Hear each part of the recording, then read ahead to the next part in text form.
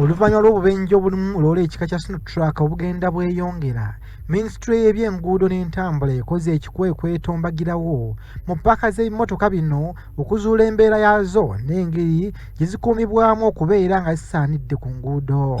All drivers who operate these Sino trucks must be accredited. We want to find out who are these drivers. So we are not going to continue to drive the way they want. No. We must have order on the road. Mu kino aba ministry balagidde nti mmotoka zino zonna zikeberebwe mu myezi 2 gyokka okuzuula embeera mwe ziri oba zisaanidde okubeera ku nguudo. Okukeberebwa kuno kwa kubeera nammanve. The Sino trucks, I'm going even to give instruction when the press is here. All Sino trucks, Kashanku, we want to see these Sino trucks inspected. I am going to issue a letter. 60 days, all Sino trucks within the Greater Kampala must undergo inspection.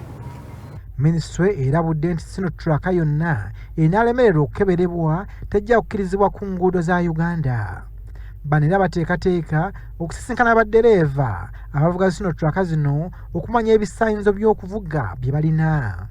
If your Sino truck operates in Kampala within the Greater Kampala region, and in 60 days it is not inspected, we are going to impound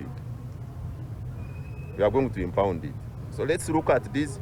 Now, as we inspect licensing officers, we are going also to register, to vet these drivers of Sino trucks. Mu kiro ekyakeesezza olunaku olw'eggulo, Sino truck yatomereganye n'emmotoka y'ekika kya drone mu Lwera ku luguudo lw'e Masaka ng'abasaabaze abawerera ddala 14 tebaalutonze.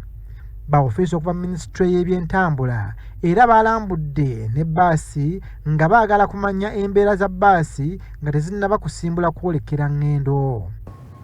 Twasanze bbaasi eziri mu paaka muno nnyingi okusinga ku size ya paaka. Ekyo nakyo tugenda kukyogeramu n'aba KCCA, twasabye bano ba KCCA bakole assessment how many buses are supposed to be in this park. Bano baatuseeyo ku Namirembe bus park ko n'awalala era eno beemulugunyizza ku by'obuyonjo. Of course the general cleanliness si nnungi, ebyo byonna tugenda kubiteeka mu report, then tusinkanye na nannyini paaka how we can improve this. Otherwise twagala mwe nga bananyini bus mukwere emirimu yammwe si kyekyo. Aba ministry bazzeemu okusuubiza nga bwe bajja okulaba nga mmotoka zokka ezirina ebisaanyizo ezikkirizibwa ku luguudo nga n'ekikwekete kinaddako basuubiza nti kijja kubeera kya takisi naddala ezo eziyingira Kampala. Nze Lubwama Abdul Nasir ne Komagumu Rogers.